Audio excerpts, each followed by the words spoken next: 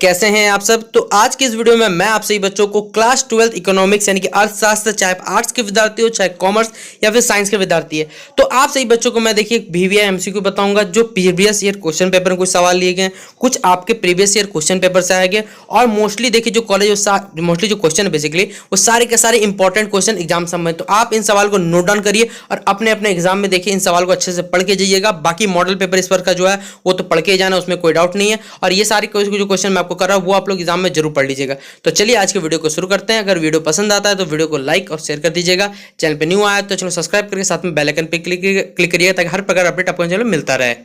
पहला सवाल देखिए, अवसर लागत को कहा जाता है क्या? देखिए, अवसर लागत को और किस नाम से जाना जाता है? एक बाध्य लागत, आंतरिक लागत, हस्तांतरण लागत या फिर आपका मौद्रिक लागत। देखिए यहाँ बताना अवसर लागत किस नाम से जाना जाता है। तो याद रखिए दूसरा इसका नाम क्या, हस्तांतरण आय के नाम से जाना जाता है। तो पूछ दिया जाए हस्तांतरण आय किसका नाम है दूसरा नाम में, तो याद रखिएगा अवसर लागत का ही वो एक नाम होता है। तो ऑप्शन नंबर क्या होगा, सी इसका राइट आंसर हो जाएगा। अगला सवाल देखिए आपसे पूछा हुआ है बच्चों यहाँ पर कि अवसर लागत को देखिए यहाँ पर निम्नलिखित नाम में से किस नाम से संबोधित किया जाता है। देखिए उसका ये बहुत से नाम है, याद रखिए अवसर लागत मतलब होता है सीधा कोई चीज का नाम को अल्टरनेट से कह सकते हैं। तो इसलिए इसका एक और नाम हो सकता है वैकल्पिक लागत, हस्तांतरण लागत, ये भी सही है। ऑप्शन नंबर सी त्याग भी सही है, इसलिए ऑप्शन नंबर डी इसका उपयुक्त सभी इसका क्या होगा, सही उत्तर हो जाएगा। फिर अगला सवाल हमारे पास, निम्नलिखित में से कौन सा स्थिर लागत नहीं, हमें यह बताना है। ऋण पर ब्याज, कच्चे माल की लागत होगी या फैक्ट्री किराया, या फिर जो बीमा की किस्त है वो स्थिर लागत नहीं है। तो देखिए कौन सा यहाँ पर हमारा स्थिर लागत एक नहीं है, तो याद रखिए जो कच्चे माल की लागत लगती है वो क्या है, स्थिर लागत उदाहरण नहीं है। इसलिए ऑप्शन नंबर क्या होगा, बी इसका राइट आंसर हो जाएगा। फिर अगला सवाल आपसे पूछा हुआ है कि स्पष्ट लागतों में शामिल है कच्चे माल की कीमत, श्रमिकों की मजदूरी, उधार पूंजी पर ब्याज या फिर ऑप्शन नंबर डी उपयुक्त सभी। तो देखिए स्पष्ट लागत में कौन कौन से कथन शामिल है बताना है। तो देखिए कच्चे माल की कीमत ये इसमें शामिल होता है, श्रम की मजदूरी भी होगा, उधार जो पूंजी पर ब्याज ये भी शामिल होता है। इसलिए ऑप्शन नंबर डी उपयुक्त सभी इसका करेक्ट आंसर हो जाएगा। देखिए अगला सवाल हमारे पास एक फॉर्मूला है, देखिए यहाँ पर मतलब कौन किसके बराबर होता है बताना है, लेकिन आपको मालूम होगा तो ना बताइएगा कौन सा कथन सत्य है कौन सा कथन गलत। तो याद रखिएगा औसत लागत जो होता है, औसत मतलब भी होता है टोटल के बराबर। टोटल किसके बराबर, औसत लागत स्थिर लागत के बराबर होता है, लेकिन स्थिर लागत कब होगा, जब कुल के बराबर होगा। तो देखिए औसत याद रखिएगा स्थिर के बराबर, स्थिर परिवर्तनशील के बराबर होता है, और सब में याद रखिए टोटल यहाँ पर जुड़ा है, औसत होगा तो कुल होगा, ठीक है याद रखिएगा।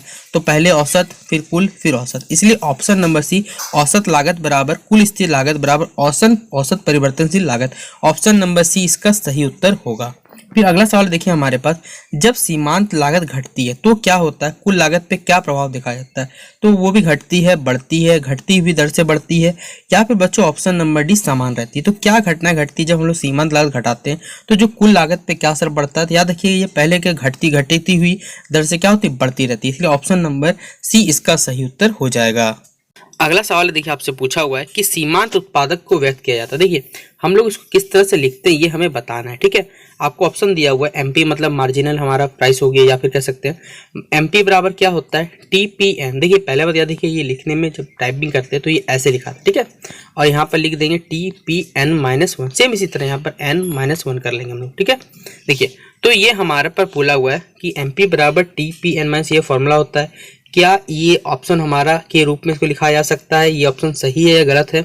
ऑप्शन नंबर ए और बी दोनों या फिर इनमें से। देखिए जब सीमांत लागत हम लोग निकालते हैं तो यही फॉर्मूला होता है एमपी, यहाँ पे बीच में साइन माइनस छूट गया, माइनस लगा लीजिएगा, TPN, ठीक है, माइनस क्या होगा बच्चों बीच में TPN-1, इस फॉर्मूले से हम लोग कैलकुलेट करते हैं, इसलिए ऑप्शन नंबर ए इसका राइट आंसर हो जाएगा। फिर अगला सवाल है हमारे पास, उत्पादनकर्ता के स्वयं के साधनों का जो मूल्य होता है वो स्पष्ट लागतें कहलाती है, अस्पष्ट लागतें कहलाती है, उत्पादकता को सामान्य लाभ होता है, या फिर उपयुक्त सभी। तो देखिए जो उत्पादनकर्ता के स्वयं के संसाधनों मूल्य होता है वो क्या कहलाता है, तो देखिए वो अस्पष्ट लागतें कहलाती है, इसलिए ऑप्शन नंबर क्या होगा, बी इसका सही उत्तर हो जाएगा। फिर अगला सवाल है हमारे पास, अवसर लागत क्या होता है ये हमें बताना है। तो अवसर लागत क्या है, वह विकल्प जिसका परित्याग कर दिया गया, या फिर खोया हुआ अवसर, या फिर हस्तांतरण, या फिर इनमें से सभी। तो देखिए अवसर लागत वही है जिसको हम लोग परित्याग कर चुके हैं, खोया हुआ एक अवसर कह सकते हैं, हस्तांतरण, ये सभी ऑप्शन यहाँ पर सही है, इसलिए ऑप्शन नंबर डी क्या होगा, इसका राइट आंसर हो जाएगा। फिर अगला सवाल आपसे पूछा हुआ है निम्नलिखित में से कौन सा कथन सही है। फिर से देखिए आपको फॉर्मूला आने चाहिए, फॉर्मूला आएगा तो ही इसका आंसर निकाल पाइएगा। जो हम लोग मौद्रिक लागत निकालते हैं। देखिए तीनों में निकालने बोला कि मौद्रिक लागत, तो मौद्रिक कब निकालते हैं, जब हम स्पष्ट लागत, अस्पष्ट लागत और सामान्य तीनों जब हमें मालूम रहते हैं तो ही हम इसे कैलकुलेट कर सकते हैं। इसलिए इसका सटीक उत्तर हो जाएगा ऑप्शन नंबर सी की मौद्रिक लागत बराबर स्पष्ट लागत प्लस अस्पष्ट लागत प्लस सामान्य लाभ। ऑप्शन नंबर सी इसका सही उत्तर हो जाएगा। क्वेश्चन नंबर का देखिए हमसे पूछा हुआ है कि वह लागत अथवा आय जो किसी साधन को उसके परिवर्तन कार्य में बढ़ने के लिए क्या करता है, प्रेरित करता है, तो उससे हमें क्या कहते हैं, स्पष्ट लागत कहते हैं, अस्पष्ट लागत कहते हैं, अवसर लागत या फिर उपयुक्त में से कोई भी यहाँ पर सही नहीं है। तो इसका सही उत्तर क्या हो जाएगा बच्चों, बताना है कि वह लागत जो हमें क्या करता है, किसी भी साधन को उसके परिवर्तन कार्य में बढ़ने के लिए मदद करता है, प्रेरित करता है, तो वो कहलाता है बच्चों अवसर लागत। इसलिए ऑप्शन नंबर सी क्या होगा यहाँ पर सही जवाब हो जाएगा। अगला सवाल देखिए हमारे पास, ह्रासमान प्रतिफल नियम का जो संचालन के मुख्य कारक है हम बताना है, सीमांत साधन, साधनों का अपूर्ण प्रतिस्थापन होना, या फिर ऑप्शन नंबर सी दोनों ऑप्शन सही है या फिर इनमें से कोई भी नहीं। तो देखिए जो हम लोग ह्रासमान प्रतिफल नियम निकालते हैं, ठीक है, वो हम लोग क्या करते हैं, किसका मुख्य कारण क्या है, तो सीमांत साधन भी सही है और साधनों का जो पूर्ण प्रतिस्थापन हो ये भी सही है। इसलिए ऑप्शन नंबर सी ए और बी दोनों को होना ये सही उत्तर है। इसलिए ऑप्शन नंबर सी क्या हो जाएगा, इसका सही उत्तर हो जाएगा। फिर देखिए अगला सवाल हमारे पास, औसत लागत वक्र का जो आकार होता है वो किस प्रकार होता है, तो याद रखिए वीवीआई सवाल है, मार्क कर लीजिएगा, परीक्षा में पूछा जाता है। तो इसका आकार होता है यू अक्षर जैसा होता है, मतलब यू लेटर की तरह इसका क्या होता है, वक्र होता है, मतलब कर्व होता है लेकिन यू के शेप के होता है, ठीक है। तो ऑप्शन नंबर हमारा ए इसका सही उत्तर हो जाएगा। अब देखिए हमारे पास है कुल लागत हम लोग कैसे निकालते हैं, तो ऑप्शन नंबर है सीमांत लागत का योग होता है, औसत लागत को वस्तु की मात्रा से गुना करने पर ज्ञात किया जाता है, या फिर हम लोग इसे कैलकुलेट कर सकते हैं किसी वस्तु के एक निश्चित मात्रा का उत्पादन करने पर फर्म द्वारा दिया गया है, या फिर उपयुक्त में से कोई भी। तो ऑप्शन नंबर क्या हो जाएगा, सही आंसर होगा ऑप्शन नंबर सी, किसी वस्तु की एक निश्चित मात्रा का उत्पादन करने पर फर्म दिया गया वह जो होता है वो कुल लागत के बराबर होता है। इसलिए ऑप्शन नंबर सी इसका राइट आंसर हो जाएगा। फिर अगला सवाल हमारे पास, उत्पादन का सक्रिय साधन जो है हमारा क्या है बताना है, पूंजी है, श्रम है, भूमि है, इनमें से कोई नहीं। तो सक्रिय साधन याद रखिएगा कौन है, वो है श्रम। तो ऑप्शन नंबर बी क्या होगा, राइट आंसर हो जाएगा। अब देखिए अगला क्वेश्चन हमारे पास, पूर्ण प्रतियोगिता में देखिए क्या होता है, औसत लागत सीमांत के बराबर होता है, औसत आय बड़ा होता है सीमांत आय से, औसत आय छोटा होता है सीमांत, या फिर औसत आय क्या होता है बच्चों प्लस सीमांत आय के बराबर होता है। तो कौन सा कंडीशन सही पूर्ण प्रतियोगिता के लिए, तो याद रखिएगा औसत आय और जो सीमांत है वो दोनों बराबर होने चाहिए। इसलिए ऑप्शन नंबर ए इसका करेक्ट आंसर हो जाएगा। फिर क्वेश्चन नंबर हमारे पास बच्चों 17 नंबर है कि जब सीमांत लागत बढ़ती है तो क्या होता है, औसत लागत भी बढ़ती है, कुल लागत बढ़ती है, औसत लागत सीमांत लागत से कम रहती है, या फिर ऑप्शन नंबर डी उपयुक्त सही। तो याद रखिएगा जब सीमांत लागत बढ़ती है तो क्या होता है, तो कुल लागत भी बढ़ जाती है। इसलिए ऑप्शन नंबर बी क्या होगा, इसका करेक्ट आंसर हो जाएगा। तो ये भी शून्य हो जाएगा, धनात्मक रहेगा, ऋणात्मक रहेगा, या फिर इनमें से कोई नहीं। तो याद रखिए जब हम उत्पादन को क्या करते हैं, शून्य रहने पे जो हमारा अल्पकाल में स्थिर लागत है वो क्या होता है हमें ये बताना। तो याद रखिएगा वो धनात्मक रहेगा। ऑप्शन नंबर बी क्या हो जाएगा, इसका करेक्ट आंसर हो जाएगा। फिर अगला सवाल अगर आपसे पूछा जाए, परिवर्तनशील अनुपात सिद्धांत, अनुपात के 3 हमें बताने हैं यहाँ पर, क्या सोपानों की क्या करनी है, व्याख्या करनी है। उत्पादन के प्रथम सोपान में क्या कहा गया था ये हमें बताना है। तो आपको 4 ऑप्शन यहाँ पर दिए गए हैं कि सीमांत एवं औसत उत्पादन दोनों बढ़ता है, सीमांत उत्पादन बढ़ता है लेकिन जो औसत उत्पादन वो घटता है, सीमांत उत्पादन क्या होता है बच्चों, शून्य होता है, या फिर ऑप्शन नंबर डी इनमें से कोई नहीं। तो देखिए परिवर्तनशील अनुपात सिद्धांत जो हम बताता है उसमें फर्स्ट जो हमारा सोपान है वो क्या बताता है कि सीमांत एवं औसत उत्पादन दोनों बढ़ता है। इसलिए ऑप्शन नंबर ए क्या होगा, इसका सही जवाब हो जाएगा। अगला सवाल देखिए क्वेश्चन नंबर 20 बच्चों हमारे पास, कि मान लीजिए कोई भी उत्पादन या फिर फर्म जो है वो क्या करता है कि साधन जैसे भूमि हो गया, श्रम हो गया, पूंजी एवं कच्चे माल आदि का प्रयोग करते हुए अपना उत्पादन करती है। इस प्रक्रिया को क्या कहते हैं, तो इस प्रक्रिया की सीधा बात है, हम लोग कोई चीज बना रहे हैं तो क्या कहेगा, उत्पादन प्रक्रिया। इसलिए ऑप्शन नंबर ए क्या होगा, इसका राइट आंसर हो जाएगा। फिर अगला सवाल है हमारे पास क्वेश्चन नंबर 21, कोई उत्पादन जो संभावना वक्र होती है उसका जो अवधारणा किससे जुड़ी हुई है, सैमुअल्सन से, मार्शल से, हिक्स से, या फिर रॉबिन से। तो ये जो अवधारणा है किससे जुड़ी हुई है, तो याद रखिएगा रॉबिन से। तो ऑप्शन नंबर डी क्या हो जाएगा, इसका राइट आंसर हो जाएगा।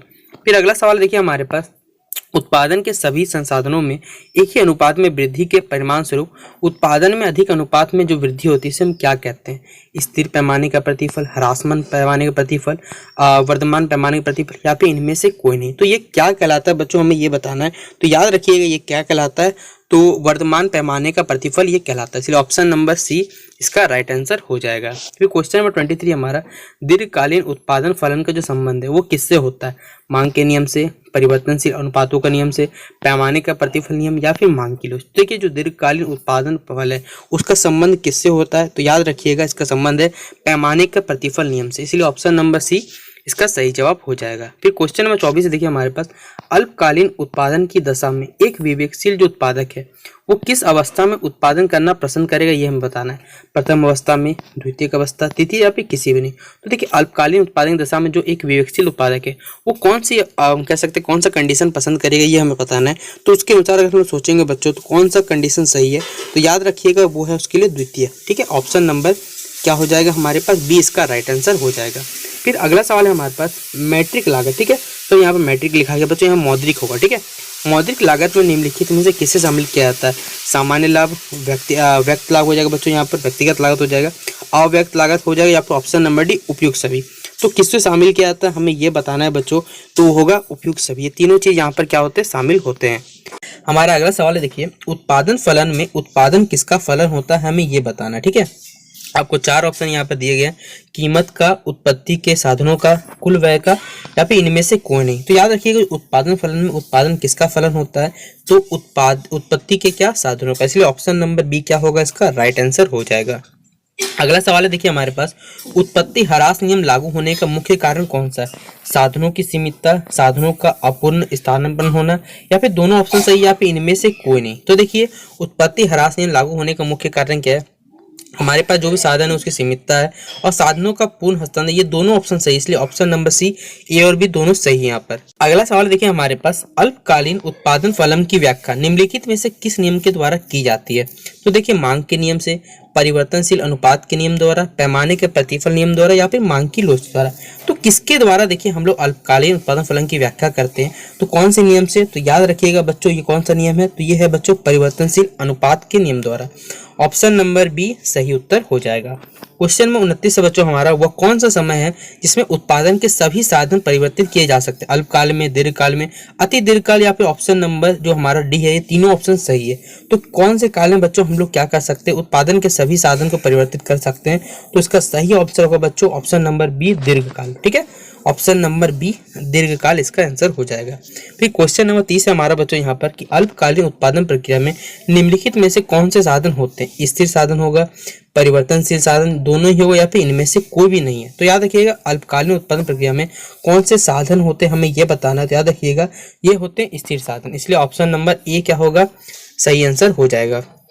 क्वेश्चन में 31 हमारे पास, जो वक्र पहले बढ़ा लेकिन फिर कुछ देर स्थिर हुआ और घटना शुरू होता है, तो VVI सवाल कर लीजिए, इस परीक्षा में पूछा जाएगा, तो इस वक्र का नाम क्या होता है, याद रखिए इस वक्र का नाम है APP से बोला सकते हैं, MPP बोला जाता है, TPP भी बोला जाता है। जब पूरा मैं आपको बताऊंगा शॉर्ट आंसर टाइप क्वेश्चन उसमें क्लियर कर दूंगा क्या फुल फॉर्म है, किस तक निकालना होगा, सारी की सारी बातें बताऊंगा। लेकिन फिलहाल याद रखिएगा जो वक्र पहले बढ़ेगा फिर कॉन्स्टेंट फिर आगे इस घटेगा, उस वक्र को क्या कहते हैं, तो तीनों ऑप्शन सही है, इसलिए ऑप्शन नंबर डी इसका करेक्ट आंसर हो जाएगा। फिर 32 नंबर क्वेश्चन हमारे पास, परिवर्तनशील अनुपातों का जो नियम है वो किससे संबंधित है, अल्पकाल एवं दीर्घकाल से, दीर्घकाल से, अल्पकाल से, या फिर अति दीर्घकाल से।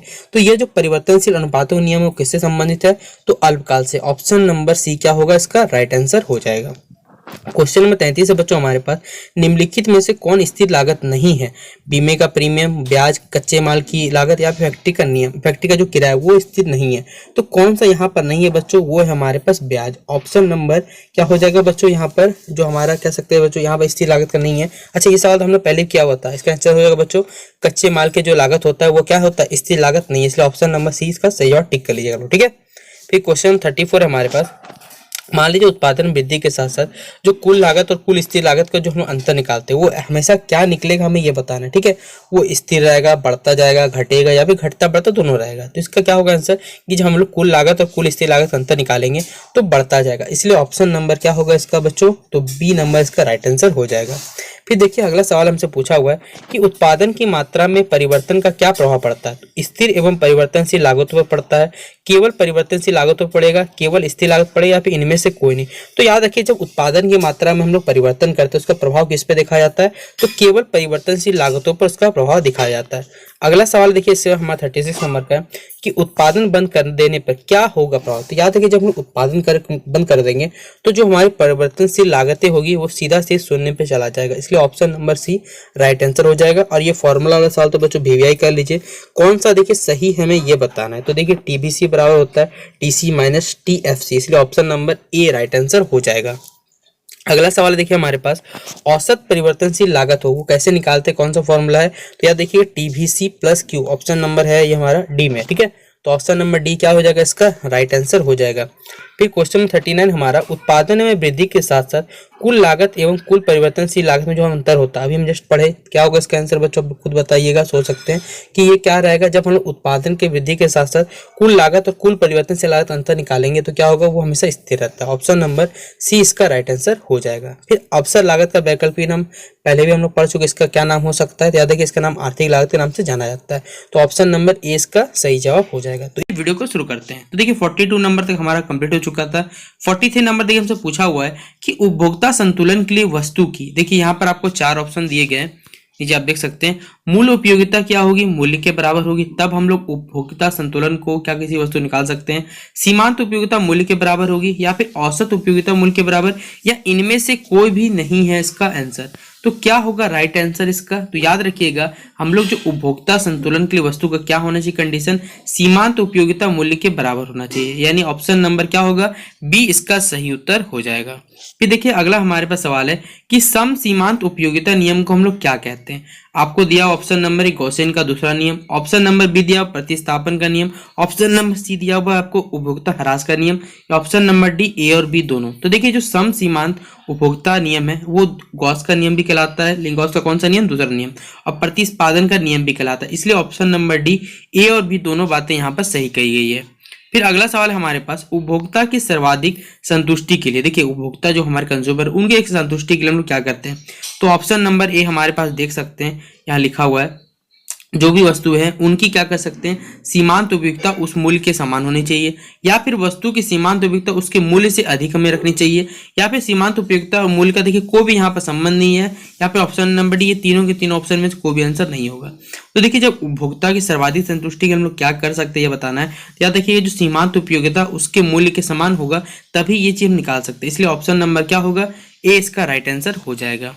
फिर अगला सवाल हमारे पास निम्नलिखित में से किसके परिवर्तन से मांग में परिवर्तन नहीं होगा। मान लीजिए कौन सा चीज इनमें से 4 ऑप्शन में से जिससे क्या होगा, मांग में परिवर्तन नहीं होगा। तो मूल्य में परिवर्तन, रुचि तथा फैशन परिवर्तन, आय में परिवर्तन, या इनमें से कोई नहीं। तो किसका सबसे इंपॉर्टेंट फैक्टर कौन है जिसके थ्रू क्या होगा, मांग में परिवर्तन नहीं होगा। तो देखिए मूल्य में परिवर्तन होने के कारण नहीं मांग में परिवर्तन नहीं हो सकता, रुचि तथा फैशन तो होगा ही कंपलसरी है, आय में परिवर्तन ये भी सही है, इसलिए ऑप्शन नंबर डी, इनमें से सभी ये सारे के सारे ऑप्शन क्या है, सही है, ये हमारा आंसर हो जाएगा। तो ऑप्शन नंबर डी टिक कर लीजिएगा सही जवाब। फिर अगला सवाल देखिए, प्रायः जो होती है, प्रायः अनिवार्य आवश्यकताओं की वस्तु की मांग की जो लोच होती है वो कैसे होती है हमें बताना है। मतलब अनिवार्य मतलब हमारे लिए जरूरी वस्तु, उनकी जो मांग की लोच होगी वो किस प्रकार होगी, बेलोचदार होगी, लोचदार होगी, अत्यधिक बेलोचदार होगी, या फिर पूर्णतः बेलोचदार। तो किस प्रकार की ये मांग की लोच होगी ये हमें बताना है। तो इसका राइट आंसर क्या हो जाएगा, ऑप्शन नंबर सी, अत्यधिक बेलोचदार होगी, इसलिए ऑप्शन नंबर सी अत्यधिक बेलोचदार इसका राइट आंसर हो जाएगा। फिर अगला सवाल हमारे पास देखिए, जब सीमांत उपयोगिता ऋणात्मक होती है तब जो कुल उपयोगिता होती है क्या होती है हमें ये बताना है। तो याद रखिएगा जब सीमांत उपयोगिता ऋणात्मक होगा तो जो कुल उपयोगिता है वो क्या होगा, घटने लगेगा, इसलिए ऑप्शन नंबर क्या होगा, बी इसका राइट आंसर होगा। फिर देखिए जो विलासिता वस्तुएं हैं की मांग हमेशा कैसी होती है, आपका बेलोचदार होती है, लोचदार होती है, अत्यधिक लोचदार होती है, या फिर पूर्णतः बेलोचदार होती है। तो जो विलासिता वस्तुओं की मांग है वो याद रखिएगा वो किस प्रकार होती है, तो अत्यधिक लोचदार होती है। तो ऑप्शन नंबर क्या होगा बच्चों, इसका सी आंसर हो जाएगा। फिर क्वेश्चन नंबर 50 हमारे पास कि किसी वस्तु की जो मांग है वो बेरोजगार होती है क्योंकि किस पर डिपेंड करता है ये हमें बताना है। तो उस वस्तु पर आय का बहुत बड़ा भाग व्यय करना पड़ता है, या फिर उस वस्तु का प्रयोग विभिन्न कार्यों के लिए किया जाता है, या फिर उस वस्तु को उपभोग की भविष्य के लिए टाला जा सकता है, या फिर उस उपभोग जो भी उस वस्तु को उपभोग करने की व्यक्ति को आदत पड़ जाए। तो कब होगा वस्तु की मांग बेरोजगार, हमें ये कंडीशन बताना है। तो इसका राइट आंसर क्या हो जाएगा, जब वस्तु को उपभोग करने में व्यक्ति को आदत पड़ जाती है, यही कंडीशन क्या कहलाएगा, हमारा वस्तु की मांग बेरोजगार होती है। तो ऑप्शन नंबर डी इसका राइट आंसर हो जाएगा। अगला सवाल है, देखिए हमारे पास मार्शल के अनुसार किसी वस्तु की उपयोगिता को हम लोग मुद्रा में नाप सकते हैं, मुद्रा में नहीं नाप सकते, संख्यात्मक रूप में मापा जा सकता है, या फिर ए और सी दोनों ऑप्शन यहाँ पर हमारे पास सही है। तो देखिए जो मार्शल के अनुसार स्टेटमेंट दिया गया था, ठीक है, किसी भी वस्तु की जो हम लोग क्या कर सकते हैं बच्चों, उपयोगिता को कैसे करके माप सकते हैं, तो याद रखिएगा मुद्रा से ही मापा जा सकता है, इसलिए ऑप्शन नंबर ए इसका क्या हो जाएगा, राइट आंसर हो जाएगा। अगला सवाल है हमारे पास, निम्नलिखित कथनों में से कौन सा कथन सत्य है ये बताना। तो देखिए जब भी कथन सत्य है गलत बोला जाएगा तो आप सारा का सारा ऑप्शन पढ़ लीजिए, आपको तभी पता चल पाएगा, वरना नहीं पता चलेगा। तो पहला सवाल हमसे, अनिवार्य वस्तु की मांग जो होती है वो लोचदार होती है, या फिर अगला ऑप्शन है हमारे पास, विलासिता की वस्तु की मांग अधिक क्या होती है, लोचदार होती है, या फिर ऑप्शन नंबर सी, जिन वस्तुओं के बदलने से अन्य वस्तु उपयोग की जाती है उन्हें क्या कहते हैं, उनकी लोच बेलोचदार होती है, और जिन वस्तुओं का उपयोग क्या करते हैं कुछ समय के लिए किया टाला जाता है लेकिन उनकी मांग क्या होती है, तो वो होती है बेलोचदार होती है, इसलिए ऑप्शन नंबर डी। तो यहाँ पर कौन सा ऑप्शन सही हमारा, तो याद रखिएगा वो है बी, विलासिता की वस्तु की मांग अत्यधिक क्या होती है, लोचदार होती है, इसलिए 52 का आंसर क्या हो जाएगा बच्चों, बी नंबर इसका आंसर हो जाएगा। अगला सवाल है हमारे पास, देखिए एक पूर्णतः बेलोचदार मांग वक्र, याद रखिएगा जब भी आपको बोला जाएगा एक क्या है बच्चों हमारे पास, तो पूर्णतः क्या है, बेलोचदार जो हमारा मांग वक्र है वो किस प्रकार का होता है, तो याद रखिएगा वो y एक्स के समानांतर ये पैरेलल चलता है, ठीक है, याद रखिएगा ये x एक्स हो गया, ये y, यानी ये वाला साइड से क्या चलेगा बच्चों, पैरेलल चलेगा। तो ऑप्शन नंबर क्या हो जाएगा, सी इसका राइट आंसर हो जाएगा 53 नंबर के लिए, ठीक है। फिर अगला सवाल हमारे पास, अर्थशास्त्र में मांग शब्द से क्या तात्पर्य है, मतलब इसे क्या कहा जाता है अर्थशास्त्र में। तो पहला ऑप्शन वस्तु को उपभोग की जानकारी वाली मात्रा हो गया, फिर एक निश्चित कीमत पर वस्तु की उपभोग किए जाने वाली मात्रा, या फिर बाजार में उपस्थित वस्तु की मांग, या फिर ऑप्शन नंबर डी उत्पादक द्वारा उत्पादित वस्तुओं की क्या कहते हैं बच्चों, मात्रा बढ़ा सकते हैं। तो क्या होगा इसका आंसर कि अर्थशास्त्र में जो मांग शब्द है वो किससे तात्पर्य रखता है, तो ऑप्शन नंबर बी क्या हो जाएगा बच्चों, यहाँ एक निश्चित कीमत पर वस्तुओं की जो मांग जानने वाली होती है उसे हम लोग क्या कहते हैं, वस्तु की जो जाने वाली क्या मात्रा होती है उसे हम लोग क्या कहते हैं, अर्थशास्त्र में मांग का यहाँ पर प्रयोग होता है। फिर अगला सवाल देखिए आपसे पूछा हुआ है कि उपभोक्ता के बचत के सिद्धांत का प्रतिपादन किसने किया था। तो याद रखिएगा उपभोक्ता के जो बचत के सिद्धांत है इसका प्रतिपादन किसने किया था, अगर आपसे पूछा जाए तो इसका राइट आंसर हो जाएगा बच्चों, वो हो जाएगा मार्शल के द्वारा ये जो सिद्धांत है वो प्रतिपादित किया गया था। फिर क्वेश्चन नंबर 56 से, निम्नलिखित में से कौन सी हमारी आर्थिक वस्तु बताना है। आपको 4 ऑप्शन दिए गए हैं, टेलीविजन है, हवा है बच्चों यहाँ पर, फिर सूर्य की किरणें हैं, या फिर सूर्य की रोशनी, या फिर नदी का पानी। तो कौन सी बच्चों हमारे सीधा बात यहाँ पर आर्थिक वस्तु कौन सा हम लोग जरूरत है, तो वो है हवा। बाकी आप टीवी नहीं रहेगा कोई दिक्कत नहीं, सूर्य की रोशनी कोई दिक्कत नहीं, मनी पर कोई दिक्कत नहीं, लेकिन हवा के बिना आप नहीं रह सकते। तो ऑप्शन नंबर क्या हो जाएगा, बी इसका राइट आंसर हो जाएगा। अगला सवाल है हमारे पास, स्थायी पूंजी के उपभोग को हम लोग क्या कहते हैं। तो पूंजी निर्माण कहते हैं, मूल्य ह्रास कहते हैं, निवेश कहते हैं, या फिर इनमें से सभी। तो देखिए स्थायी पूंजी के उपभोग को हम लोग किस नाम से जानते हैं, तो याद रखिए मूल्य ह्रास। तो ऑप्शन नंबर क्या हो जाएगा, बी इसका क्या हो जाएगा बच्चों, राइट आंसर हो जाएगा। फिर अगला सवाल हमारे पास, एक ऋजु रेखी मांग वक्र के मध्य बिंदु पर मांग की जो लोच होती है वो कैसी होगी, शून्य होगी, इकाई होगी, अनंत होगी, या फिर इनमें से सब कोई नहीं होगा। तो एक ऋजु रेखी मांग वक्र का जो कह सकते हैं बच्चों जो मध्य बिंदु होता है वो किस प्रकार होता है ये हमें बताना है। तो याद रखिएगा वो किस प्रकार होता है, तो वो होगा बच्चों कैसे, इकाई शेप का, इकाई होगी। ऑप्शन नंबर क्या हो जाएगा, बी इसका राइट आंसर हो जाएगा, ठीक है। फिर अगला सवाल है हमारे पास, निम्नलिखित में से कौन सा कथन सही है बताना। तो देखिए जब भी कथन सही बोलेगा तो याद रखिए चारों स्टेटमेंट पढ़ लीजिएगा, खुद ब खुद पता चल जाएगा कौन सही कौन गलत। फिलहाल इसमें याद रखिएगा उपयोगिता का जो अर्थ होता है सिर्फ आवश्यकता की संतुष्टि शक्ति, इसमें ये बात सही है। फिर उपयोगिता इच्छा की तीव्र का फलन, हाँ ये भी सही है। वस्तु के उपभोग की इच्छा उपयोगिता को जन्म देती है, ये भी सही है, इसलिए ऑप्शन नंबर डी क्या हो जाएगा, इसका राइट आंसर हो जाएगा। फिर अगला सवाल है हमारे पास, उपयोगिता की निम्न में कौन सी विशेषता है हमें यह बताना। उपयोगिता एक मनोवैज्ञानिक धारणा है, उपयोगिता व्यक्ति परक है, या फिर उपयोगिता का वैचारिक सापेक्ष है, या फिर उपयुक्त सभी। तो देखिए व्यक्ति जो उपयोगिता के बारे में कौन सा कथन सत्य हमें बताना है, या फिर कौन सी विशेषता है, तो याद रखिएगा वो कौन सा कथन जो बच्चों हमारे सत्य है, तो ऑप्शन नंबर डी। इस सारे के सारी चीज सही बात है, इसलिए option number D right answer हो जाएगा। फिर उपभोक्ता व्यवहार का अध्ययन जो किया जाता है, याद रखिएगा उससे हम लोग किसके अध्ययन करते हैं ये हम बताना, तो याद रखिए सूक्ष्म अर्थशास्त्र के अंदर, ठीक है। तो ऑप्शन नंबर क्या हो जाएगा, ए इसका राइट आंसर हो जाएगा। फिर अगला सवाल आपसे पूछा जाए कि गोसेन का प्रथम नियम किसने दिया था, याद रखिएगा तो उसका जो प्रथम नियम वो क्या कहलाता है, तो सीमांत उपयोगिता ह्रास नियम कहलाता है, इसलिए ऑप्शन नंबर बी इसका राइट आंसर हो जाएगा। फिर अगला सवाल है हमारे लास्ट क्वेश्चन की उदासीनता वक्र कैसा होता है ये हमें बताना है बच्चों। तो उदासीनता वक्र कैसे होता है, याद रखिएगा मूल बिंदु से की और उन्नतोत्तर, ठीक है, इसका आंसर हो जाएगा ऑप्शन नंबर ए, इसका क्या हो जाएगा राइट आंसर हो। आप सभी बच्चों के लिए कुछ इंपॉर्टेंट सवाल, लगभग 63 क्वेश्चन मैंने आप सभी बच्चों को इस वीडियो में डिस्कस कर दिया। आशा करूंगा कि देखिए अगर आपको ये वीडियो दिल से पसंद आया हो तो वीडियो को लाइक और शेयर करने में कोई भी कमी मत करिए, क्योंकि यूट्यूब का देखिए रिच शायद कुछ कम पहुंच रहा है मेरे चैनल का। तो आप लोग अगर थोड़ा सा अपने दोस्तों को शेयर कर दीजिएगा तो मुझे भी खुशी होगी कि मैं आप सभी बच्चों के लिए जो कंटेंट बना रहा हूँ वो आपको पसंद आ रहा है। और इसके बाद देखिए आप सभी बच्चों को जो सब्जेक्टिव वाला पार्ट है, जो आपको हिंदी और इंग्लिश दोनों में आपको अवेलेबल कर दूंगा, इसके लिए आप लोग निश्चिंत रहिएगा। तो जितना हो सके शेयर करिएगा, चैनल पे न्यू आया तो सब्सक्राइब करिएगा और बेल आइकन पे इसी पर क्लिक कर लीजिएगा ताकि हर अपडेट आपको चलो मिलता रहे। चलिए मिलते हैं नेक्स्ट वीडियो पे।